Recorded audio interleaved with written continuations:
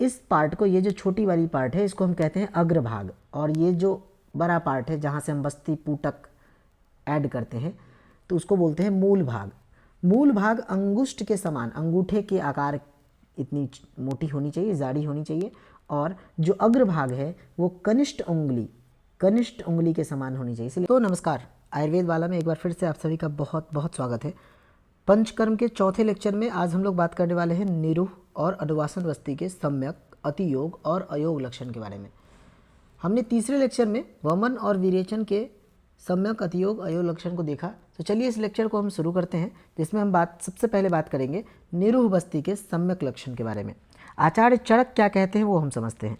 आचार्य चरक कहते हैं कि किसी व्यक्ति को हमने जो निरूह वस्ती दिया, अगर उसके पूर्ण रूप से, सम्यक रूप से अगर वो वस्ती धारण करता है तो उसके अंदर में जो मल है, जो मूत्र है और जो वायु है, उन सब की प्रशिष्ट होगी, मतलब वो उत्तम अवस्था में आएगी, और उसके रुचि, मतलब अन्य के प्रति रुचि बढ़ेगी, और एक ऑब्वियस सी बात है, उसकी जो जाठराग्नि है उसकी, उसमें वृद्धि होगी। जो अग्निमांद्य थी वो अग्निमांद्य दूर होकर उसकी अग्नि में वृद्धि होगी। क्लियर है। इसके अलावा उसके जो आशय हैं, हम सब जानते हैं हमारे शरीर में आशय हैं, मलाशय, आमाशय, पक्वाशय, ठीक है। तो ये जो आशय हैं उन सब में लघुता उत्पन्न होगी। क्लियर है। प्रशिष्ट विनमूत्र समीरणत्वम, मतलब जो वात आदि जो दोष थे, उस मल मूत्र इन सब का सम्यक अवस्था उत्पन्न होगी। पेशेंट में रुचि उत्पन्न होगी, अग्नि की वृद्धि होगी, आशयों में लघुता आएगी, और जो भी जिस रोग की शांति हेतु हमने निरूह वस्ती दिया था उस रोग की शांति होगी। उसके दोष जो त्रिदोष हैं, वात पित्त कफ, वो सम्य अवस्था उत्पन्न होंगे, और उसकी बल की वृद्धि होगी। ये बहुत कॉमन लक्षण है, ये सब हम समझ सकते हैं। ठीक है। ये एक इम्पॉर्टेंट पॉइंट है कि आशयों में लघुता उत्पन्न होगी जब निरूह वस्तु के सम्यक लक्षण होंगे। आचार्य सुश्रुत क्या कहते हैं, देखिए आचार्य सुश्रुत कहते हैं कि अगर निरूह वस्ती की अवस्था अगर सम्यक हो तो सबसे पहले पेशेंट में उसके मल, फिर पित्त, फिर कफ, फिर वात का क्रम से त्याग होगा और शरीर में लघुता आएगी। आचार्य वाग्भट क्या कहते हैं, आचार्य वाग्भट कहते हैं कि जिस प्रकार विरेचन के समान सम्यक लक्षण थे, उसी प्रकार बस्ती, निरूह वस्ती के भी सम्यक लक्षण दिखाई देंगे। क्लियर है। अब हम बात करते हैं निरूह वस्ती के अयोग। अपन ने निरूह वस्ती दिया लेकिन पेशेंट को प्रॉपर हुआ ही नहीं, एक्सपेक्टेशन से कम हुआ निरूह वस्ती, या उसको प्रॉपर बस्ती निर्गमन नहीं हुआ, या हो सकता है कि हम जिस भी कारण हो, जिसके कारण उसके अयोग स्थिति पैदा हुई, तो अयोग के क्या लक्षण देखते हैं। चरक कहते हैं कि वो उस पेशेंट के सिर में, उसके हार्ट में, उसके एनल पाथ में, उसके जो यूरिनरी ब्लैडर है और उसके मिड प्रदेश, मतलब टेस्टिस, पेनिस आदि रीजन में, उन सब में क्या होगा, पेन होगा, वेदना होगा। क्या लिखा हुआ है, सिर, हृदय, गुद, बस्ती, मेड, वेदना। क्लियर है। यही नहीं, उस गुद आदि प्रदेश में या शरीर के विभिन्न भागों में शोथ उत्पन्न हो जाएगा। उसको प्रतिस्याय नाम की व्याधि भी हो सकती है, हम सब जानते हैं प्रतिस्याय सर्दी खांसी वगैरह होती है। विकर्तिका, दिस इज़ वेरी इंपॉर्टेंट, विकर्तिका व्याधि हो सकती है अगर निरूह वस्ती के अयोग लक्षण उत्पन्न हुए तो। मुंह से लालास्राव उत्पन्न हो सकता है, रलास, वात मूत्र आदि का संग हो सकता है, और श्वास व्याधि उत्पन्न हो सकता है। क्लियर है। इसके अलावा मल, वात, इन सब का अल्प वेग आएगा। कौन कहते हैं, आचार्य सुश्रुत कहते हैं कि अगर निरूह वस्ती के अयोग लक्षण हुए तो उसके मल या वात दोष, इन सब का अल्प वेग उत्पन्न होगा, शरीर में गुरुता उत्पन्न होगी, गौरवता, और चरक के समान ही कहते हैं मेड प्रदेश आदि में पीड़ा होगा, और अरुचि उत्पन्न होगी। क्लियर है। अब हम बात करेंगे कि आचार्य वाग्भट ने क्या कहा। वाग्भट ने वही कहा कि अगर अयोग लक्षण होंगे तो विरेचन के समान। वाग्भट बहुत क्रिस्टल क्लियर है, वो निरूह और अनुवासन के अलग अलग लक्षण नहीं बताए। उनके अनुसार विरेचन के समान जो भी सम्यक लक्षण है वही निरूह वस्ती के समान आएंगे, जो विरेचन के समान अयोग लक्षण है वही निरूह वस्ती में भी देखने को मिलेगा, और जो अतियोग है वही देखने को मिलेगा। आई होप ये बात आपको समझ में आया होगा। सम्यक लक्षण और अयोग लक्षण। अब अतियोग लक्षण की बात करें तो चरक, सुश्रुत और वाग्भट तीनों ही आचार्य कहते हैं कि विरेचन में जो भी अतियोग के लक्षण देखे थे, अपन ने लेक्चर नंबर 3 में देखा विरेचन के अतियोग के लक्षण, तो वही सेम लक्षण नेहरू बस्ती में भी देखने को मिलेगा। क्लियर है। अब हम बात करेंगे अनुवासन बस्ती के बारे में।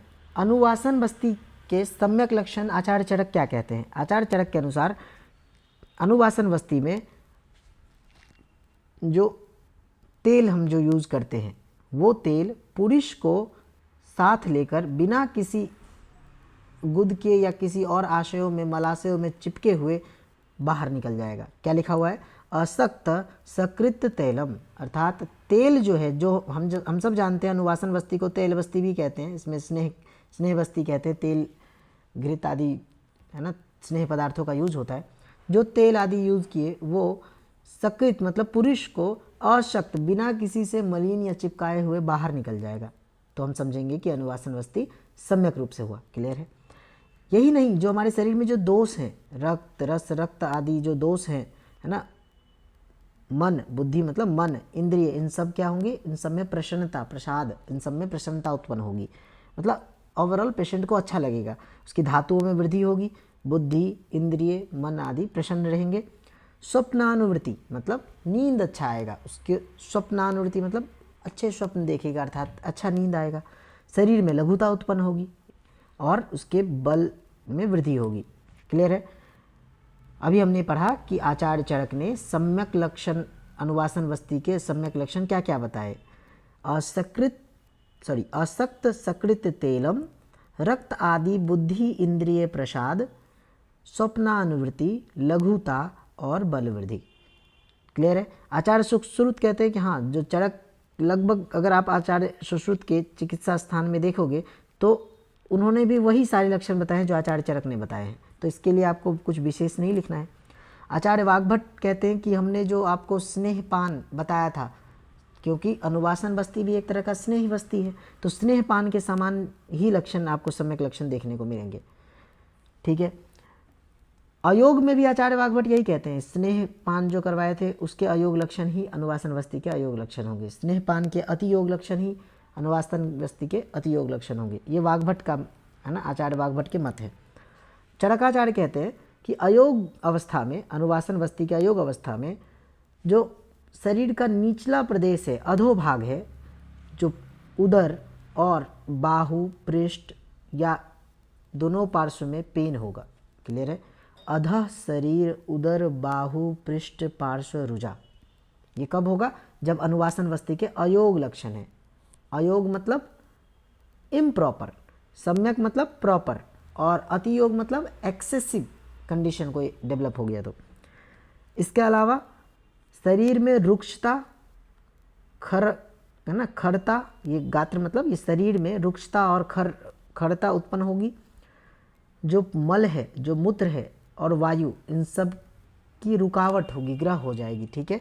तो लिखा हुआ है कि रुक्ष खर गात्र विन्न मूत्र समीरन ग्रह, समीर मतलब वात दोष, इन सब में ये कहीं ना कहीं रुक जाएंगे, अवरोध उत्पन्न होगा। क्लियर है। और सुश्रुत बिल्कुल चरक के समान ही यही सारे लक्षण बताते हैं कि शरीर के अधो प्रदेश में, उदर में, बाहु में, पृष्ठ में, पार्श्व में, इन सब में रुजा होगी। क्लियर है। शरीर में रुक्षता और खरता उत्पन्न होगी। मल, मूत्र, वायु, इन सब का ग्रह या रुकावट उत्पन्न होगा। क्लियर है। अब हम बात करेंगे अतियोग लक्षण की। अनुवासन बस्ती के अतियोग में भी लाश उत्पन्न होगा, मतलब मुख से प्रशेक, लाला, स्राव आएगा। अगर किसी को अनुवासन बस्ती आपने बहुत ज़्यादा कर दी है तो वो व्यक्ति मूर्छित हो सकता है, मोहित हो सकता है, वो बिना कारण थकावट महसूस करेगा, क्लम, शाद मतलब उसके बॉडी में शिथिलता आ जाएगी, है ना, वो लेस्टिट्यूड बोलते हैं उसको। विकर्तिका, दिस इज़ वेरी इंपॉर्टेंट, विकर्तिका, माफ़ कीजिए, ये विकर्तिका। क्लियर है। ठीक। और आचार्य सुश्रुत ने इनके अलावा कुछ लक्षण ऐड किए जो कि दाह, क्लम, प्रवाहिका और तृष्णा। ठीक है। आई होप यहाँ तक आपको समझा होगा। अब हम बात करेंगे बस्ती शीघ्र आगमन के क्या हेतु हैं।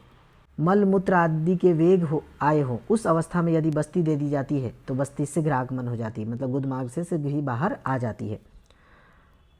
किसी व्यक्ति का कोष्ठ मृदु है, उस अवस्था में अगर उस व्यक्ति को तीक्ष्ण बस्ती दे दी जाए तो भी ये बस्ती शीघ्र ही बाहर निकल जाएगी। यदि किसी व्यक्ति के गुद की वलियां अल्प धारण शक्ति वाली हो तो भी उसमें बस्ती शीघ्र ही आगमन हो जाएगी।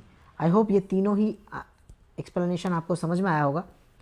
अब कुछ एक्स्ट्रा बात मैं आपको बता दूं, ये भी हालांकि चरक सिद्धि स्थान के पहले अध्याय में ही वर्णन है कि कौन से व्यक्ति ऐसे हैं जिनको स्नेह बस्ती नहीं देनी चाहिए या अनुवासन बस्ती नहीं देना चाहिए।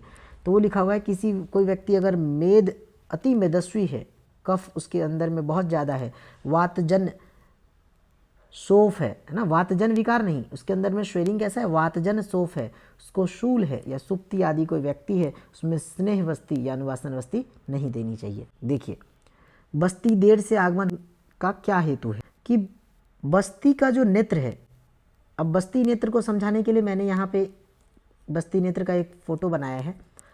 यहाँ से अपन ने तेल या क्वाथ आदि हमने दिया और इस बस्ती नेत्र को ही एनल पाथ में हम इंटर करवाते हैं। देखिए, इस पार्ट को, ये जो छोटी वाली पार्ट है इसको हम कहते हैं अग्रभाग, और ये जो बड़ा पार्ट है जहाँ से हम बस्ती पूटक ऐड करते हैं तो उसको बोलते हैं मूल भाग। मूल भाग अंगुष्ठ के समान, अंगूठे के आकार इतनी मोटी होनी चाहिए, जाड़ी होनी चाहिए, और जो अग्रभाग है वो कनिष्ठ उंगली के समान होनी चाहिए। इसलिए इसके अलावा ये जो आप देख रहे होंगे इसको कर्णिका कहा जाता है। अग्रभाग में एक कर्णिका होता है और मूल भाग में 2 कर्णिकाएँ होती है। अग्रभाग में कर्णिका 1/4 पार्ट पे होता है। ये बस जानकारी के लिए आपको बता दिया।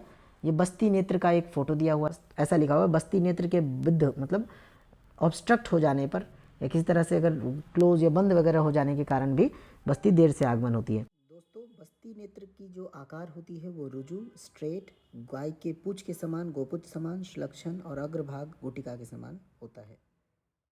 विषम परिस्थिति या विषम तरीके से बस्ती दे रहे, अगर आपके एनल पाथवे में प्रॉपर नहीं गया, कहीं और ऊपर स्थान में चला गया या बस्ती का नेत्र किसी कारण से दब गया हो, विषम परिस्थिति में भी बस्ती देने पर बस्ती देर से आती है। अर्श व्याधि में भी अगर आप बस्ती दिए तो बहुत समय के बाद आता है।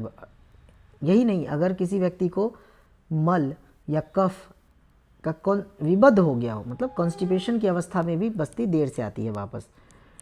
इसके अलावा अगर किसी व्यक्ति को बहुत सारे मतलब वात पित्त कफ या सन्निपातज कोई प्रकोप अवस्था है, उसमें अगर अपन जो औषधि या स्नेह दे रहे हैं वो अल्प वीर्य वाले हो तो भी बस्ती देर से आती है। आई होप यहाँ पे आपको समझ में आया होगा कि बस्ती के देर से आने के क्या क्या कारण हैं। पहला कारण है बस्ती नेत्र के बद्ध हो जाना, विषम परिस्थिति या विषम तरीके से बस्ती देने पर, अर्श व्याधि होने पर भी बस्ती देर से आती है, मल कफ आदि का विबद्ध या कॉन्स्टिपेशन होने पर।